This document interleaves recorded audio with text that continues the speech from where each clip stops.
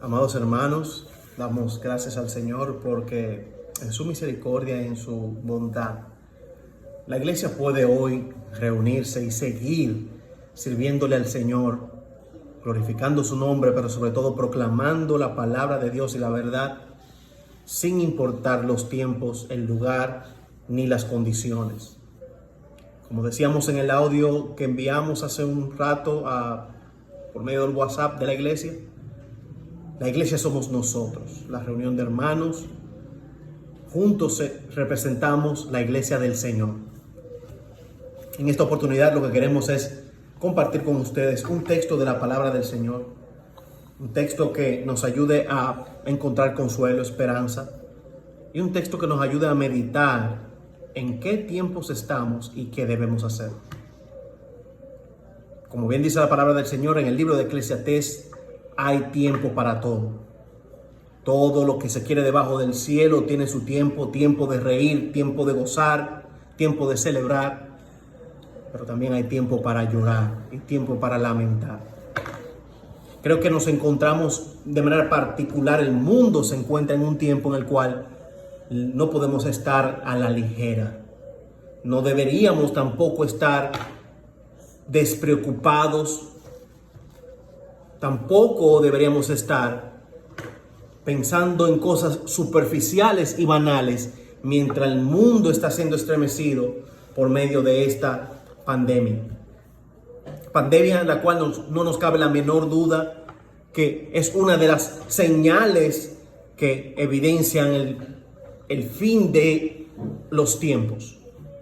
Como habíamos explicado a la iglesia en otro momento, el fin de los tiempos a los cuales el Evangelio de Mateo, Marcos y Lucas se refiere cuando hablan de señales del fin del tiempo, está hablando sobre dos umbrales de tiempos, los cuales Cristo siempre utilizó en su predicación del Evangelio. Estos umbrales de tiempo son referentes al tiempo presente y el tiempo venidero. El presente siglo malo y el siglo venidero. Cuando Cristo hace alusión a estos dos umbrales de tiempo, se está refiriendo al tiempo presente como aquel tiempo en el cual, desde la caída de Adán y Eva en Génesis capítulo 3, se estableció el comienzo de una era, de una temporada, de un siglo, de un espacio de tiempo continuo, el cual sería calificado como el presente siglo malo, porque ya la muerte entró al mundo que Dios creó. Pero sin embargo, el siglo venidero es ese siglo que ya fue inaugurado con la venida de Cristo a la tierra. La predicación de las buenas nuevas sirven como ejemplo de una inauguración, pero no una consumación. Ponemos el ejemplo clave como cuando usted pasa por una plaza comercial y ve un letrero de una empresa que dice coming soon o pronto.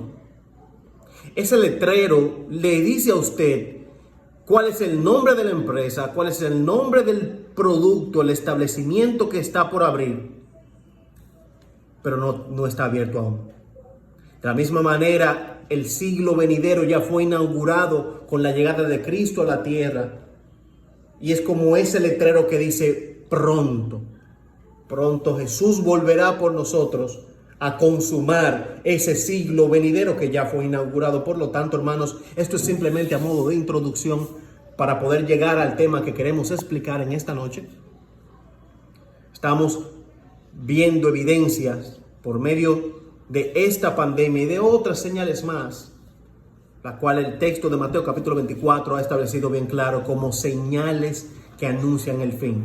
Guerras, pestilencia, hambre, tribulación, terremotos, todos estos eventos que se escapan del control de nosotros son el ejemplo claro de que Cristo está, o mejor dicho, que Cristo anunció cosas que debían cumplirse, que se están cumpliendo para que este siglo malo prontamente termine y que nos embarquemos ya al presente o al futuro siglo venidero, que es el siglo en el cual Cristo gobernará y vendrá por los suyos.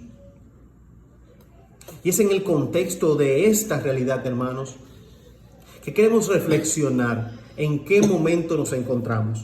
Nos encontramos en un momento en el cual la iglesia sufre preocupación, tribulación, el mundo sufre, las naciones se estremecen. ¿Y qué debemos hacer, hermanos? ¿Qué debe hacer la iglesia en estos tiempos? La iglesia del Señor definitivamente debe prevalecer y fortalecerse en la fe. No estamos llamados a utilizar la oración como un arma para proclamar, para decretar, para echar fuera. No, hermanos. Porque si decimos que el rol de la iglesia para tiempos de tribulación de este tipo es el rol de una iglesia que proclama por medio de la autoridad de la iglesia algún tipo de decreto, como algunos hacen, declarando sanidad, declarando liberación. Hermanos, eso no les corresponde a la iglesia. Eso tuvo su rol en un evento particular en los textos de los evangelios, en el cual los apóstoles, como siervos del Señor y cristianos de primera generación, tenían la labor de autenticar el mensaje del evangelio, las buenas nuevas de salvación y el comienzo de un nuevo siglo. Y eran estas señales que también Cristo utilizó, la autenticación, que validarían que esto es verdad, es continuo y era la palabra de Dios. Hoy el rol de la iglesia es orar para ser hallados haciendo la voluntad de Dios. Que nuestra fe nos fortalezca y nos permita enraigarnos en la voluntad de Dios. Pero ¿cómo logramos fortalecer nuestra fe en tiempos de tribulación? O como podríamos llamar a la reflexión de esta noche, la fe en tiempos de pandemia. Yo simplemente quiero compartir un texto muy conocido para todos ustedes, y es el texto del Salmo 40. Y es en el Salmo 40 que quiero invitarles, hermanos, a que busquen en sus Biblias y que leamos juntos. Dice así la palabra del Señor: al Señor esperé pacientemente, y Él se inclinó a mí y oyó mi clamor. Me sacó del hoyo de la destrucción, del lodo cenagoso. Asentó mis pies sobre la roca y afirmó mis pasos. Puso en mi boca un cántico nuevo, un cántico de alabanza a nuestro Dios. Muchos verán esto y temerán y confiarán en el Señor.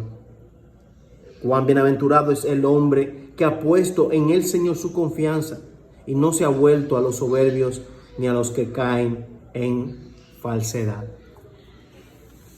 Estos versículos del Salmo 40, del 1 al 5, son versículos que conocemos. Es un salmo que de hecho lo predicamos, lo leemos y lo memorizamos diariamente. Sin embargo, este Salmo 40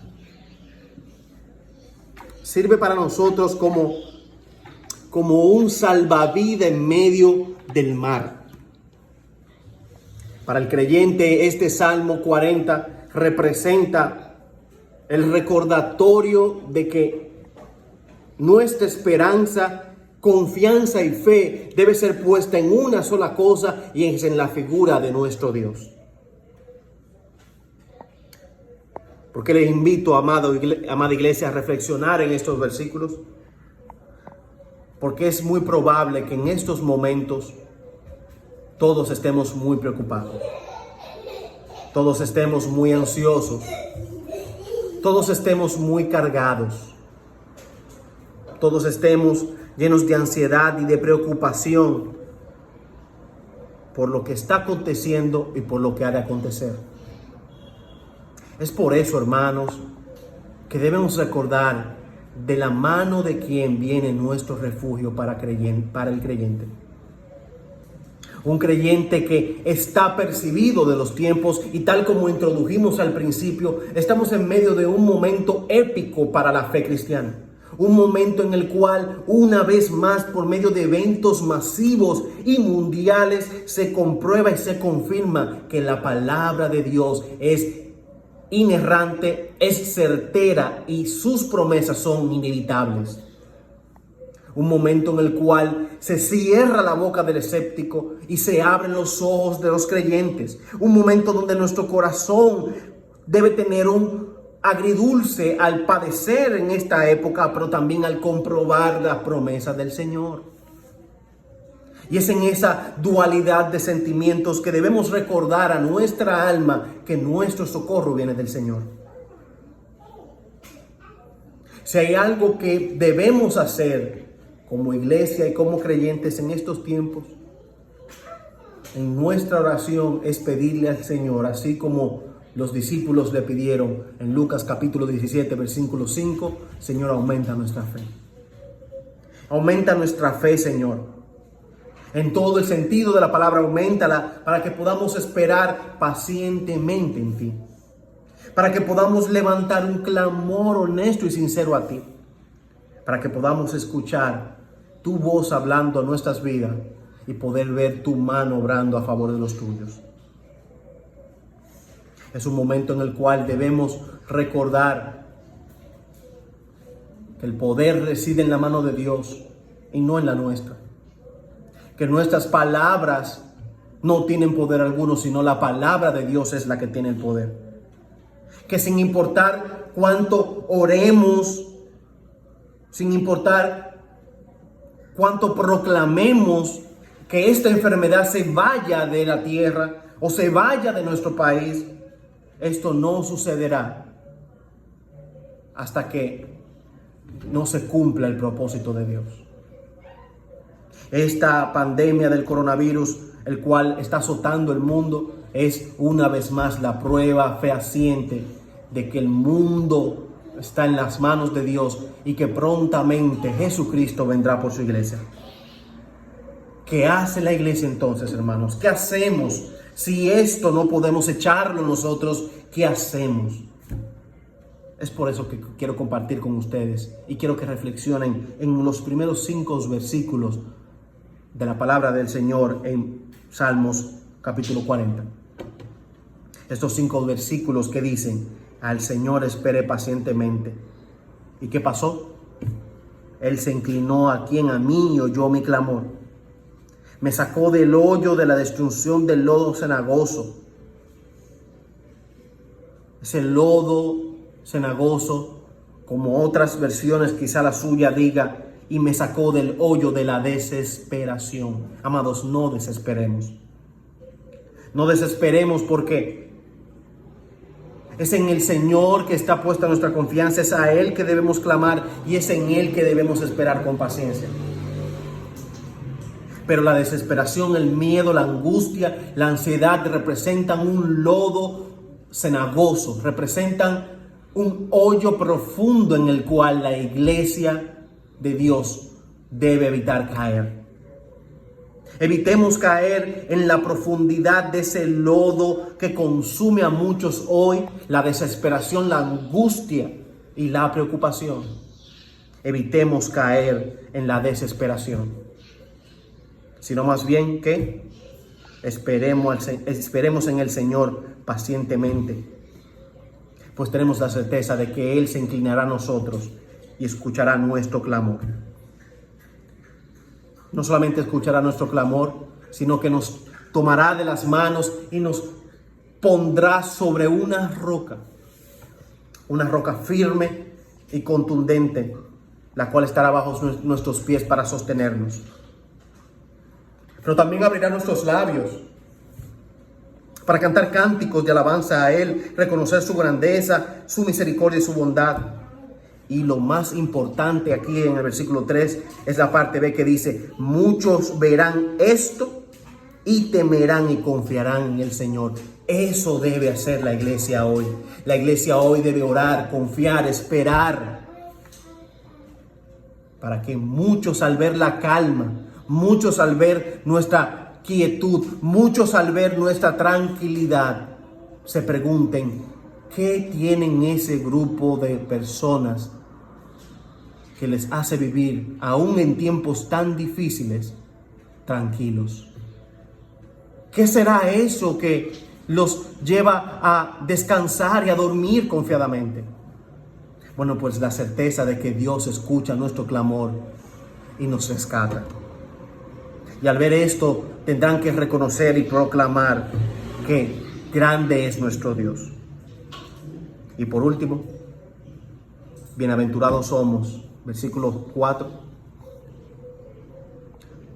por haber puesto nuestra confianza en el Señor y no habernos vuelto a aquellos insensatos, aquellos que en su soberbia, aún viendo lo que acontece, no quieren reconocer a Dios. Amados hermanos y amados iglesia, es nuestra oración que en estos tiempos tan difíciles encontremos paz.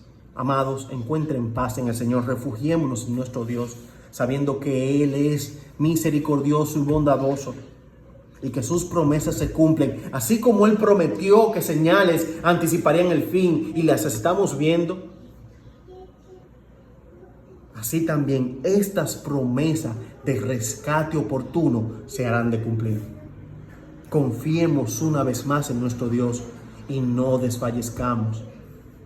No nos desesperancemos, ni tampoco nos desesperemos, pues nuestro Dios es fiel y Él está en control. Que Dios le bendiga, que Dios le llene de gracia, bendición, pero sobre todo, que Dios guarde en completa paz. Y como dice su palabra, Él guarda en completa paz aquel cuyo pensamiento en Él persevera. Dios le bendiga, amados. Que el Señor sea con ustedes. Bendiciones.